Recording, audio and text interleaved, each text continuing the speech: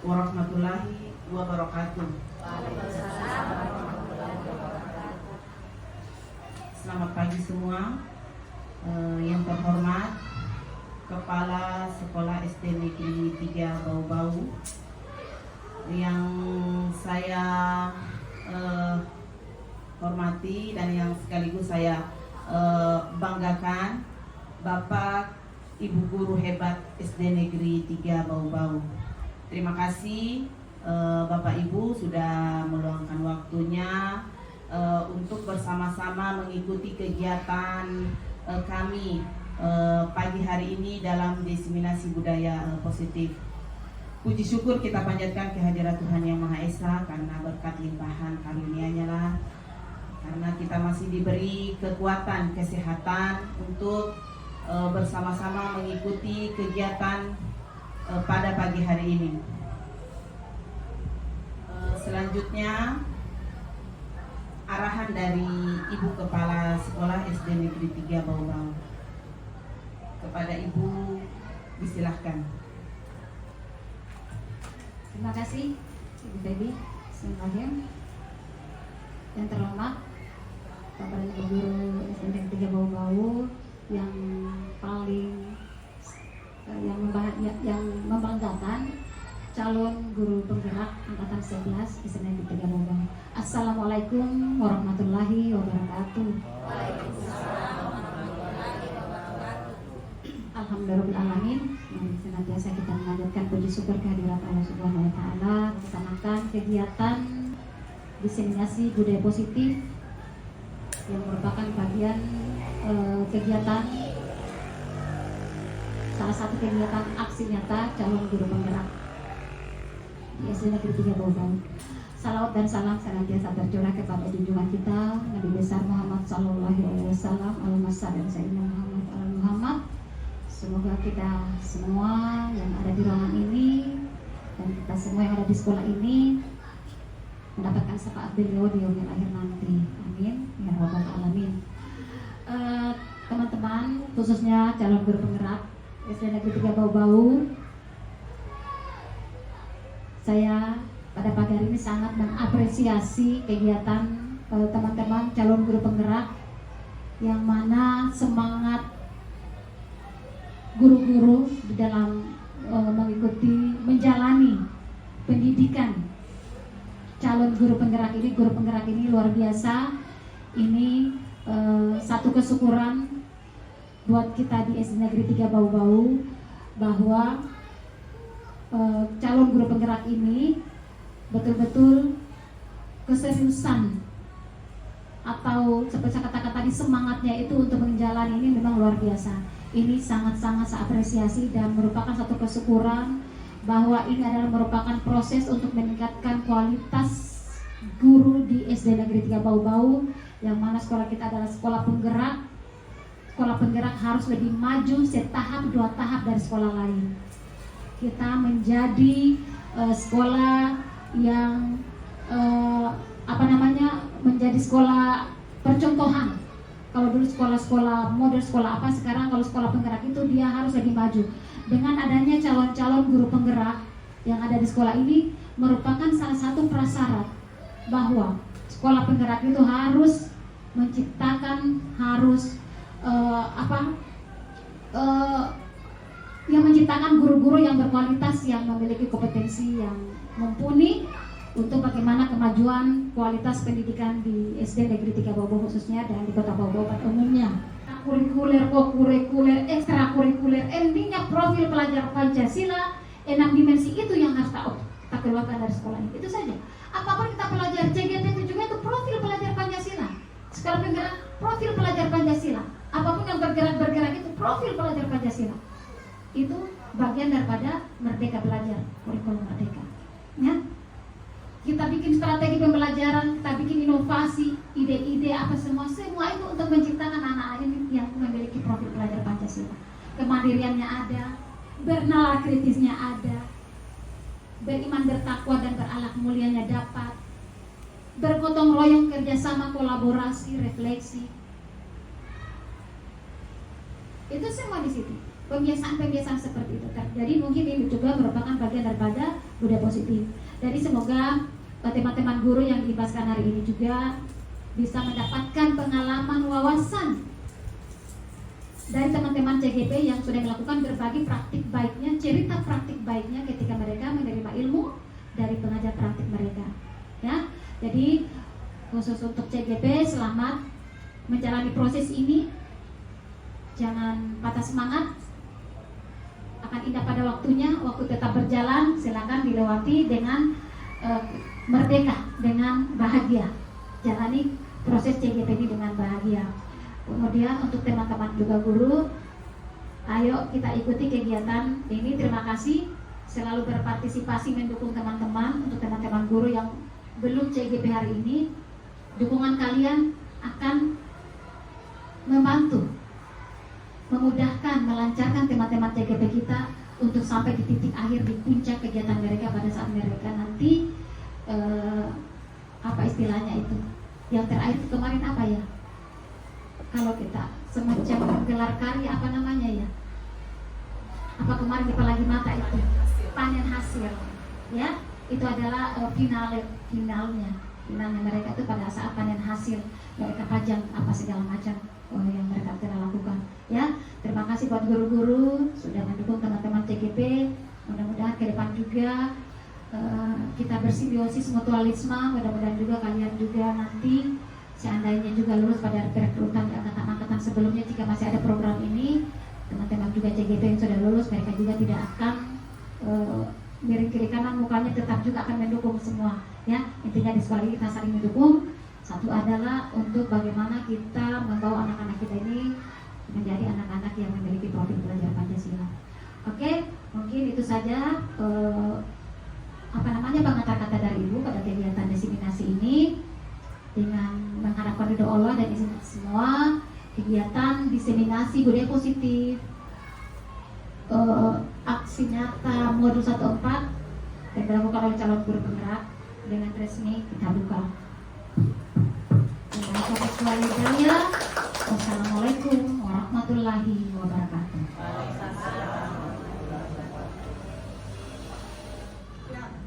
Ya, bismillahirrahmanirrahim. Terima kasih Bapak Ibu, masih kita bersama-sama di ruangan ini. Hari ini kami melakukan kegiatan menyebarkan pemahaman dan penerapan pengalaman diseminasi budaya positif pada kegiatan kami aksi nyata modul 1.4. Ya, adapun isi dari presentasi yang kami bawakan, yang pertama yaitu pembukaan, kemudian sambutan dari kepala sekolah, berikutnya yang ketiga penyampaian materi penerapan budaya positif di sekolah, kemudian umpan balik konstruktif, dan yang kelima yang terakhir adalah penutup. Ya, selanjutnya pendahuluan latar belakang. Di sini dikatakan budaya positif adalah keyakinan dan nilai yang disepakati yang menjadi kebiasaan bersama yang akan dilakukan dalam waktu yang lama. Budaya positif dapat diterapkan dalam pembuatan keyakinan kelas agar siswa merasa terlibat dan bertanggung jawab dalam menjalankan disiplin tersebut. Kemudian, guru belum menerapkan penyelesaian masalah yang menggunakan segitiga restitusi.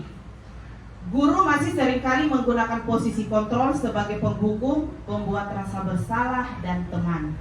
Agar terjadi perubahan positif, maka perlu adanya kolaborasi antar warga sekolah.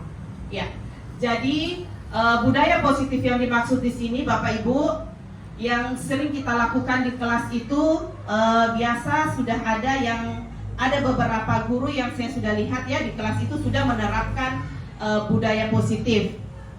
Seperti di kelas itu sudah ada ya dipajang-pajang tentang kesepakatan kelas yang sama-sama kita buat bersama murid, kemudian dilaksanakan untuk melancarkan proses pembelajaran yang ada di kelas. Bagaimana dalam pembelajaran di kelas itu agar tercipta budaya positif yang aman, nyaman, menyenangkan, sehingga murid itu dalam pembelajaran di kelas, dalam proses pembelajaran itu mereka itu merasa nyaman. Tentunya harus kita buat dengan kesepakatan-kesepakatan kelas tadi itu, seperti misalnya contoh kecil kesepakatan kelas yang kita buat di dalam kelas itu, misalnya mendengarkan guru saat berbicara di depan kelas, ya, seperti itu ya Bapak Ibu guru. Kemudian mungkin yang lain lagi, ada yang bisa kesepakatan kelas.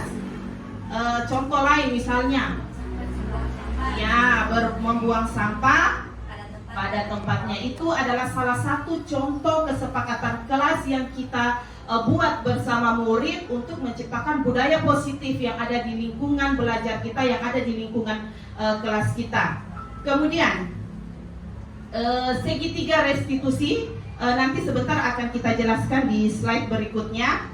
Segitiga restitusi ini Bapak Ibu, dulu sebelum saya mengikuti pendidikan guru penggerak ini, saya belum paham seperti apa itu segitiga restitusi itu. Mungkin di antara kita sudah tahu, tetapi belum paham bahwa oh ini namanya segitiga restitusi. Ya, jadi setelah saya mengikuti pendidikan guru penggerak, saya tahu seperti apa itu segitiga restitusi itu. Kalau kita menangani masalah anak-anak yang bermasalah, ini bagus sekali kita gunakan segitiga restitusi.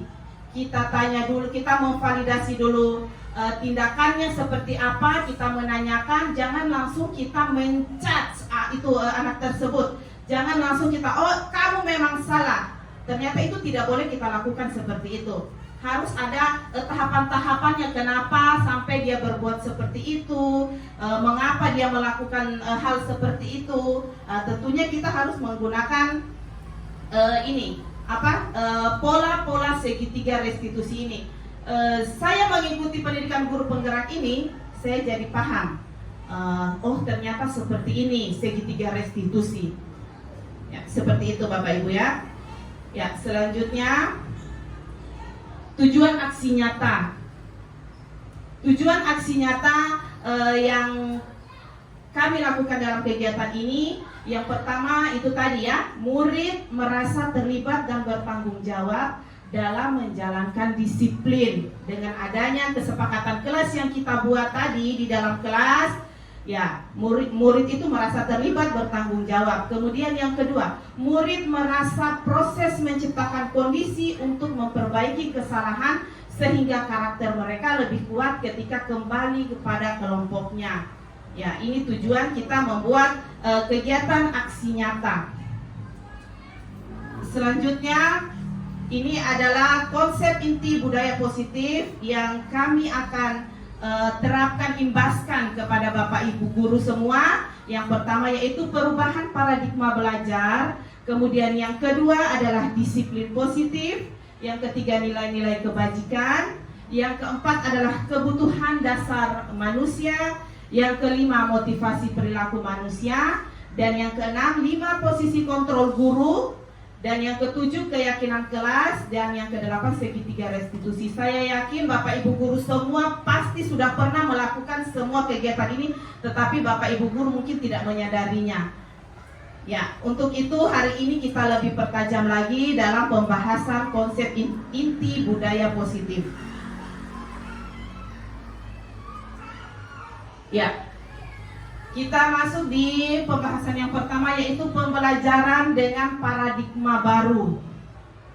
Di situ dijelaskan pembelajaran dengan paradigma baru merupakan pembelajaran yang dirancang berdasarkan prinsip pembelajaran berdiferensiasi, sehingga para peserta didik sesuai dengan kebutuhannya berdasarkan tahap perkembangan sesuai teori psikologi modern untuk mewujudkan profil pelajar Pancasila. Seperti kita ketahui bersama, profil pelajar Pancasila itu yang pertama Bapak Ibu, beriman. dan bertakwa kepada Tuhan yang Maha Esa. Ya. Ya, yang kedua berkebinekaan global. Yang ketiga bergotong royong. Yang keempat mandiri. Yang kelima kreatif. Dan yang keenam bernalar kritis. Tentunya ini tadi juga sudah disampaikan oleh Ibu Kepala Sekolah tentang seperti apa itu kegiatan-kegiatan tentang profil pelajar Pancasila. Ya, seperti itu ya Bapak Ibu. Ya, selanjutnya pembelajaran dengan paradigma baru. Di situ ada gambar kepalang tangan. Diumpamakan ada teman dan Anda sendiri ya. Di situ ada A dan B, Anda dan teman Anda. Anda adalah A, B adalah teman Anda. Sobeklah secara kertas kecil, tuliskan benda atau sesuatu yang sangat berharga untuk Anda. Kemudian letakkan salah satu tangan Anda dan genggam benda tersebut dengan segala daya. Buatlah sebuah kepalan teman Anda. Kemudian mencoba sekuat tenaga dengan berbagai cara untuk meminta Anda memberikan benda tersebut. Kemudian teman Anda bisa membujuk, mengancam, merayu, menyuap apa saja agar dapat membuat kepala tangan Anda. Apa yang terjadi kepada Anda? Bapak Ibu, kemungkinan yang terjadi di situ, yang pertama bersedia membuka. Kemudian kemungkinan yang terjadi kedua adalah tetap bertahan dengan genggaman melalui bujukan, rayuan, atau mungkin menyuap. Kemungkinan yang terjadi tadi itu kita bisa membukanya atau kita tetap pada pendirian kita, bertahan dengan genggaman. Tentunya ini adalah teori dari Dr. William Glaser yang meluruskan tentang miskonsepsi makna kontrol.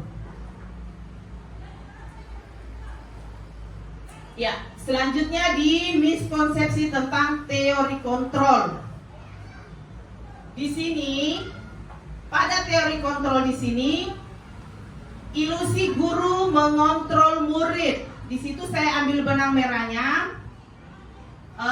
Yang di dalam kurung kita tidak dapat memaksa murid untuk berbuat sesuatu jikalau murid tersebut memilih untuk tidak melakukannya.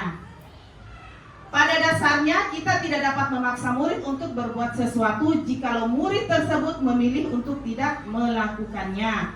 Walaupun tampaknya kita sedang mengontrol perilaku murid tersebut, hal ini karena murid tersebut sedang mengizinkan dirinya dikontrol. Saat itu bentuk kontrol guru menjadi kebutuhan dasar yang dipilih murid tersebut. Dalam hal teori kontrol menyatakan bahwa semua perilaku memiliki tujuan, bahkan terhadap perilaku yang tidak disukai. Ya, ini adalah dari teori William Glaser.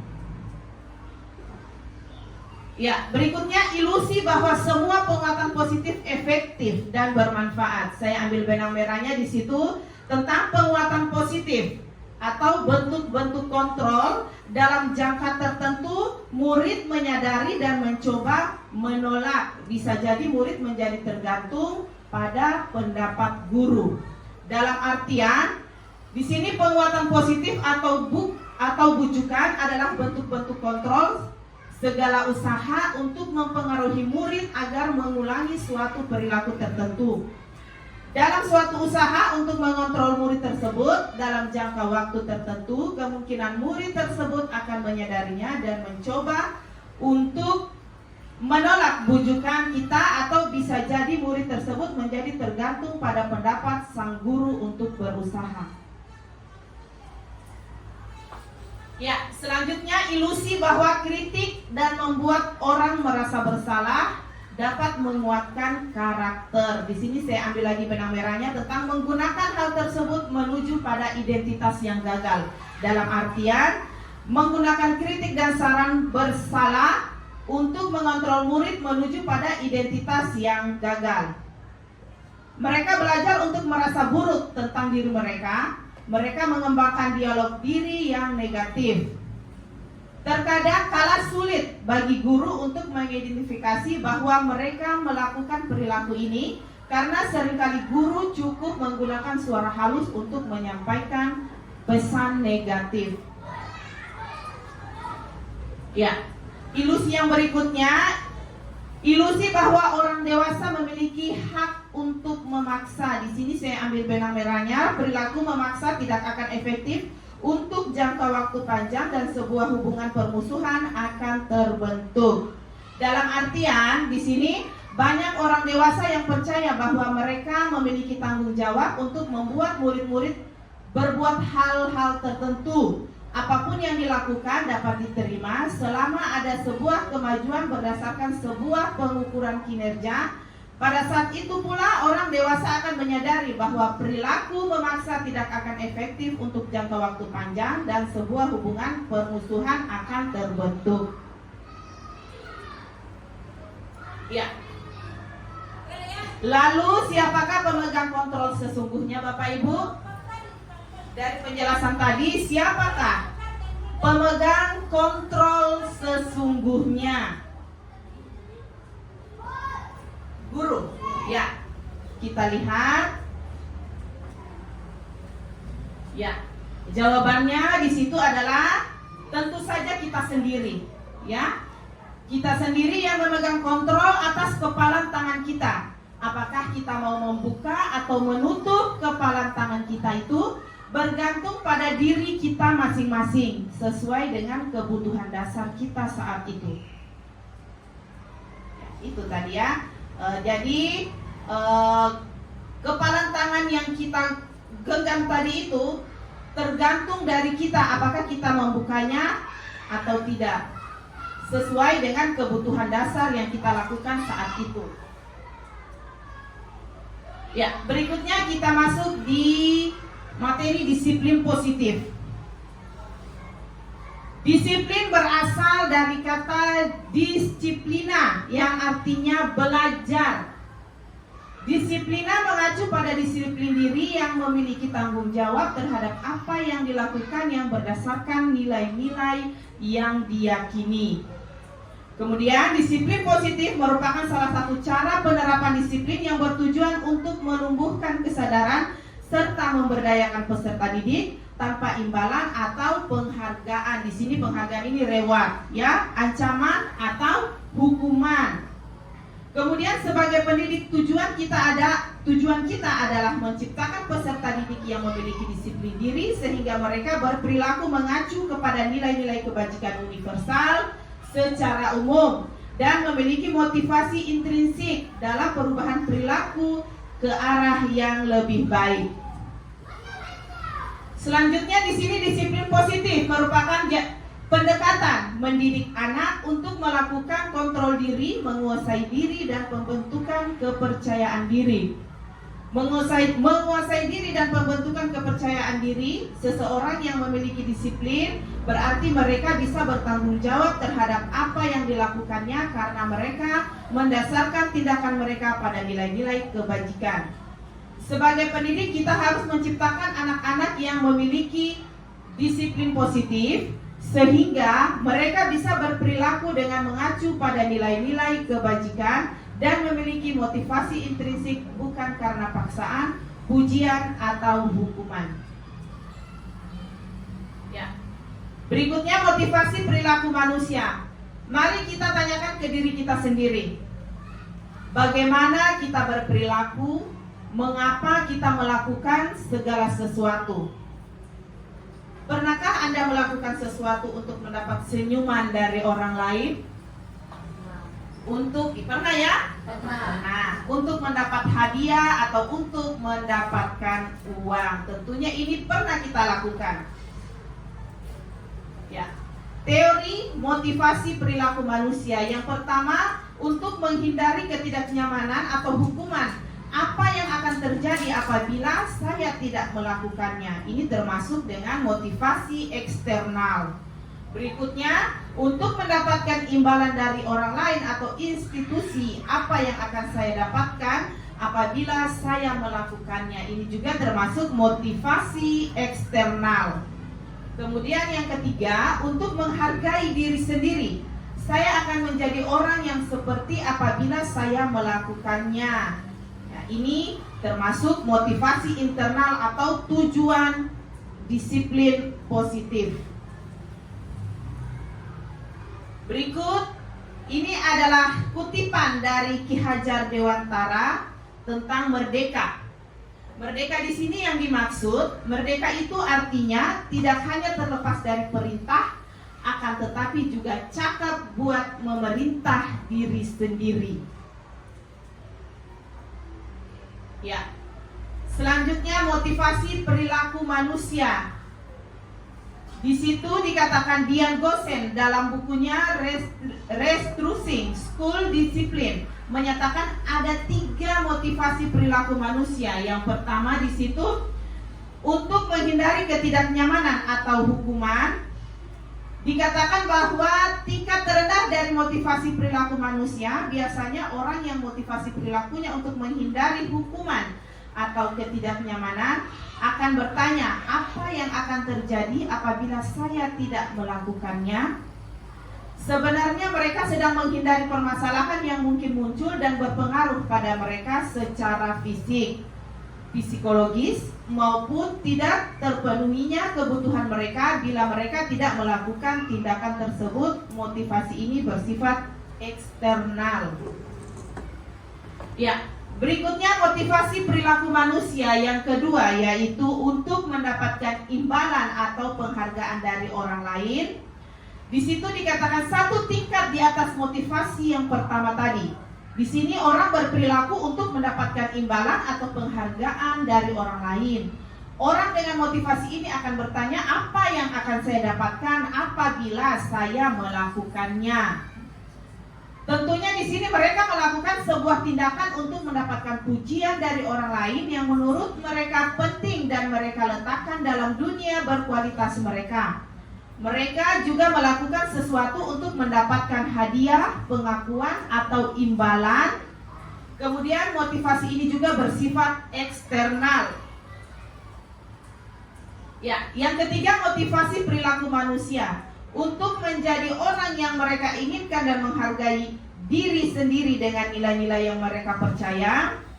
Di situ dikatakan orang dengan motivasi ini akan bertanya, akan menjadi orang yang seperti apabila saya melakukannya. Mereka melakukan sesuatu karena nilai-nilai yang mereka yakini dan hargai, dan mereka melakukannya karena mereka ingin menjadi orang yang melakukan nilai-nilai yang mereka yakini tersebut. Tentunya ini adalah motivasi yang akan membuat seseorang memiliki disiplin positif, karena motivasi berperilaku bersifat internal, bukan eksternal.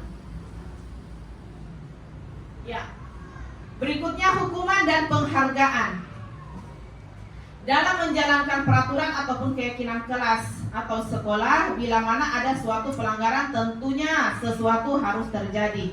Jadi ini yang biasa kita lakukan Bapak Ibu di kelas, tentang hukuman dan penghargaan yang biasa kita lakukan di dalam proses pembelajaran di kelas, tentang menjalankan peraturan ataupun keyakinan kelas yang sudah kita buat bersama di dalam kelas, yang kesepakatan kelas tadi. Kemudian yang kedua, tindakan terhadap suatu pelanggaran pada umumnya berbentuk hukuman atau konsekuensi. Dan yang ketiga, dalam pembahasan ini akan kita mengenalkan program disiplin positif yang dinamakan dengan restitusi. Ya. Sekarang di layar ada hukuman atau konsekuensi. Bapak Ibu, bisa kita berpartisipasi bersama, kita menentukan tindakan guru dan hukuman atau konsekuensi. Dari 7 pertanyaan di atas, kita akan jabarkan satu-satu apakah dia termasuk hukuman atau konsekuensi. Sekarang, mohon disimak ya Bapak Ibu. Yang pertama, membersihkan coretan yang dibuatnya di meja tulis. Apakah itu termasuk hukuman atau konsekuensi? Konsekuensi, harap diingat ya Bapak Ibu. Yang pertama, konsekuensi. Yang kedua, murid diminta untuk push up 15 kali karena tidak menggunakan masker di sekolah. Apakah itu termasuk hukuman atau konsekuensi? Hukuman. Mohon diingat ya Bapak Ibu untuk yang pertanyaan yang kedua. Sebentar kita akan cocokkan di slide berikutnya. Yang ketiga, menggantikan kertas tugas teman yang telah dicoret-coret. Apakah hukuman atau konsekuensi? Konsekuensi ya. Berikutnya yang keempat, berjemur di lapangan basket pukul 12.00 siang karena mengobrol dengan teman. Apakah termasuk hukuman atau konsekuensi? Hukuman atau konsekuensi? Hukuman ya. Berikut nomor kelima, pertanyaan kelima. Murid diminta bertelanjang kaki sepanjang hari karena tidak menggunakan sepatu atau warna hitam sesuai peraturan sekolah. Ini termasuk konsekuensi, hukuman atau konsekuensi? Hukuman atau konsekuensi? Hukuman. Berikut yang ketujuh, membersihkan tumpahan air di meja tulis karena tersenggol pada saat belajar. Ini termasuk hukuman atau konsekuensi? Hukuman atau konsekuensi? Konsekuensi. Mari kita nomor 6. Nomor 6, berdiri di depan kelas sambil mengangkat kaki satu karena tidak bisa menjawab pertanyaan. Ini termasuk hukuman atau konsekuensi? Hukuman atau konsekuensi Bapak Ibu? Hukuman. Mari kita lihat sama-sama ya. Ya. Nomor 1, tindakan guru membersihkan coretan yang dibuatnya di meja tulis. Ini termasuk konsekuensi. Kemudian yang kedua, murid diminta untuk push up 15 kali karena tidak menggunakan masker sekolah. Ini termasuk hukuman. Yang ketiga, menggantikan kertas tugas teman yang telah dicoret-coret. Ini termasuk konsekuensi. Yang keempat, berjemur di lapangan basket pukul 12.00 siang karena mengobrol dengan teman. Ini termasuk hukuman. Kemudian yang kelima, murid diminta bertelanjang kaki sepanjang hari karena tidak menggunakan sepatu warna hitam sesuai peraturan sekolah. Ini termasuk hukuman. Dan yang keenam, berdiri di depan kelas sambil mengangkat kaki satu karena tidak bisa menjawab pertanyaan adalah hukuman. Dan yang ketujuh, membersihkan tumpahan air di meja tulis karena tersenggol pada saat belajar termasuk konsekuensi. Ya, alhamdulillah Bapak Ibu sudah paham ya. Selanjutnya, perbedaan hukuman dan konsekuensi. Hukuman di situ sesuatu yang menyakitkan harus terjadi. Itu adalah hukuman. Sedangkan konsekuensinya sesuatu yang harus terjadi. Bisa dipahami Bapak Ibu? Iya. Jadi, hukuman itu, perbedaan hukuman dan konsekuensi. Hukuman adalah sesuatu yang menyakitkan harus terjadi. Sedangkan konsekuensi sesuatu yang harus terjadi. Kemudian yang kedua, membuat anak sakit itu hukuman, fisik maupun hati. Jadi bukan hanya fisik tetapi hati, perasaan juga itu termasuk hukuman untuk jangka waktu yang lama. Biasa kalau kita menghukum murid ya, Bapak Ibu, kalau kita misalnya memarahi dengan hati, kita berkata kasar, anak tersebut pasti dia akan ingat bahwa oh ibu guru saya dulu dia marahi saya seperti ini. Seperti itu ya Bapak Ibu. Kemudian konsekuensi, membuat anak merasa tidak nyaman dalam jangka waktu yang pendek. Jadi itu perbedaannya antara hukuman dan konsekuensi. Kalau misalnya hukuman dia itu jangka lama, jangka waktu yang lama. Kalau konsekuensi dia jangka pendek. Kemudian hukuman, yang ketiga, anak membenci kedisiplinan. Sedangkan yang ketiga itu anak menghargai disiplin. Meskipun dia berbuat salah, tetapi dia masih menghargai. Itu. Kemudian yang keempat, perbedaan hukuman dan konsekuensi yang keempat adalah paksaan. Sedangkan konsekuensinya adalah stimulus atau tanggapan. Kemudian yang kelima, hukuman mendorong anak menyakiti diri sendiri. Sedangkan konsekuensinya mendorong anak agar mudah menyesuaikan diri. Kemudian yang keenam, hukuman konsep diri yang buruk, sedangkan konsekuensi adalah konsep diri yang baik. Itu adalah perbedaan hukuman dan konsekuensi. Kemudian yang ketujuh, anak belajar untuk menyembunyikan kesalahan. Ini hukuman, ya. Dia sudah berbuat salah, tetapi dia tidak mengakui kesalahannya. Dia sembunyikan kesalahannya. Itu adalah hukuman. Sedangkan konsekuensi, anak belajar untuk mematuhi peraturan. Dia sudah salah, dia mengakui kesalahan yang dia perbuat, itu adalah konsekuensi. Kalau sekarang mungkin kita sebut dengan apa ya bahasanya, berani berbuat, berani bertanggung jawab. Ini ya yang poin ketujuh, anak belajar untuk mematuhi peraturan. Meskipun dia berbuat salah, tetapi dia mengakui kesalahan yang dia perbuat. Kalau hukuman, anak belajar untuk menyembunyikan kesalahan. Dia berbuat salah, tetapi dia tidak mengakui kesalahan yang dia perbuat. Itu. Kemudian yang kedelapan, marah, rasa bersalah, dipermalukan, kemudian merasa tak dihargai. Itu adalah termasuk hukuman. Sedangkan konsekuensi adalah kehilangan hak, dibuat tidak nyaman, diasingkan untuk sementara, ada atau time out. Itulah Bapak Ibu perbedaan hukuman dan konsekuensi yang tanpa kita sadari ini setiap hari pasti kita lakukan, tetapi kita tidak tahu, ya. Ya. Selanjutnya hukuman. Di sini hukuman itu terjadi karena biasa tidak terencana, murid tidak tahu apa yang akan terjadi, murid tidak dilibatkan, bersifat satu arah, kemudian berupa fisik maupun psikis, disakiti dengan perbuatan atau kata-kata. Ini termasuk dengan hukuman. Sedangkan konsekuensi itu terencana dan sudah disepakati, dibuat guru dan murid sudah tahu sebelumnya serta konsekuensinya. Kemudian diberikan berdasarkan data yang diukur, berapa kali pelanggaran. Kemudian guru selalu memonitor murid. Kemudian murid tetap dibuat tidak nyaman.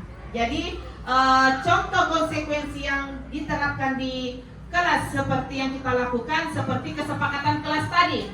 Kita membuat suatu kesepakatan kelas yang ada di kelas kita masing-masing. Apabila ada siswa kita yang melanggar, maka itu termasuk konsekuensi. Dia tahu seperti apa konsekuensinya. Seperti itu ya Bapak Ibu, tentang perbedaan hukuman dan konsekuensi. Kemudian dihukum oleh penghargaan. Ini ada juga ya, dihukum oleh penghargaan. Yang pertama, efektif untuk pengaruh jangka pendek, tidak untuk jangka panjang. Kemudian ketergantungan, tidak menyadari tindakan baik. Kemudian yang kedua, merusak hubungan, timbul rasa iri dan berhenti mencoba. Kemudian yang ketiga, mengurangi ketepatan, lebih banyak membuat kesalahan. Kemudian berikutnya, menurunkan kualitas atau berhenti berkembang, mematikan kreativitas. Kemudian menghukum, tidak mendapat penghargaan. Kemudian merusak motivasi dari dalam diri intrinsik. Ini ya, menghukum oleh penghargaan.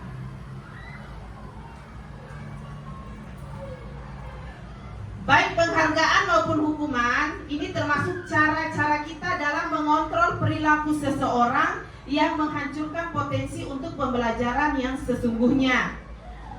Tindakan memberikan penghargaan nilainya sama dengan kita menghukum seseorang. Ya, restitusi menjadi sebuah pendekatan untuk menciptakan disiplin positif. Jadi nanti kita akan bersama-sama mempelajari tentang restitusi di slide berikutnya Bapak Ibu. Ya.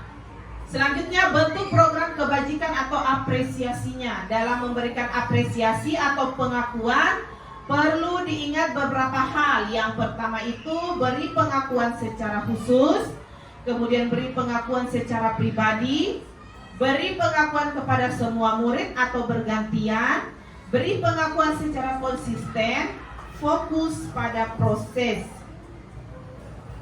Selanjutnya di sini ada contoh pengakuan apresiasi kebajikan. Yang pertama, pembuka.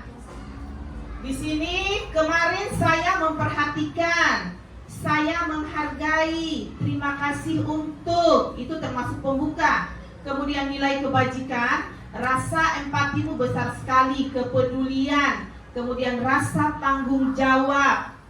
Situasi pada saat menolong murid baru di kelas kita, kemudian pada saat kamu membantu teman-temanmu di tugas kelompok, kemudian pada saat kamu memungut kertas-kertas yang berserakan di lantai. Jadi ini adalah contoh pengakuan atau apresiasi kebijakan.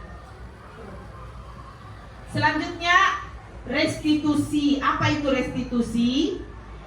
Restitusi adalah proses menciptakan kondisi bagi murid untuk memperbaiki kesalahan mereka, sehingga mereka bisa kembali pada kelompok mereka dengan karakter yang lebih kuat.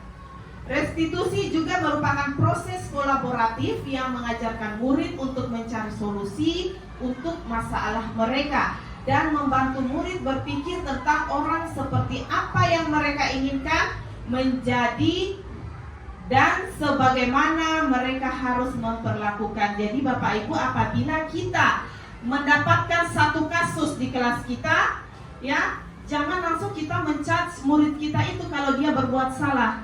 Tentunya kita menanyakan seperti apa permasalahan permasalahan yang dia buat, mengapa sampai dia berbuat seperti itu. Kalau kita sudah mendengar pengakuan murid kita, tentunya kita memberi motivasi. Seperti misalnya, iya nak, semua orang pasti pernah berbuat salah. Di balik kesalahan itu, kita bisa mengambil pelajaran atau hikmah dari apa yang kita perbuat tadi itu, kesalahan tadi itu. Jangan langsung kita menyalahkan murid kita tadi itu. Kamu memang salah, itu tidak boleh seperti itu Bapak Ibu. Kita mematikan karakter anak tersebut, kita membunuh karakter anak tersebut. Kalau seperti itu, anak tersebut tidak akan termotivasi. Mungkin dia akan merasa takut dan tidak berani untuk jujur. Ya, seperti itu ya Bapak Ibu. Ya, selanjutnya ciri-ciri restitusi. Ada 9 ciri-ciri restitusi. Yang pertama, bukan untuk menebus kesalahan, namun untuk belajar dari kesalahan. Seperti tadi itu yang saya sudah sampaikan Bapak Ibu. Restitusi ini paling bagus sekali kalau kita terapkan. Bukan kita menebus kesalahan, tetapi kita belajar dari kesalahan apa yang dia perbuat anak itu tersebut tadi. Kemudian yang kedua, memperbaiki hubungan. Memperbaiki hubungan ini dengan kita menerapkan segitiga restitusi tadi, anak tadi itu dari dia berbuat salah itu kita ajak, kita bicara, kemudian dari hal-hal positif tadi itu dia merasa dekat dengan kita, dengan ini tadi memperbaiki hubungan. Kemudian yang ketiga, tawaran, bukan paksaan. Dalam artian kita bisa menanyakan anak tersebut, lain kali nak, jangan lagi berbuat seperti itu ya. Nah, seperti itu, bukan paksaan. Kemudian yang keempat, restitusi menuntun untuk melihat ke dalam diri. Jadi kalau kita menggunakan restitusi ini, anak tersebut bisa sadar diri bagaimana dia melakukan hal tersebut tadi itu. Apakah yang dia lakukan itu benar atau salah? Kemudian yang kelima, restitusi mencari kebutuhan dasar yang mendasari tindakan. Yang keenam, restitusi diri adalah cara yang paling baik. Yang ketujuh, restitusi fokus pada karakter, bukan tindakan.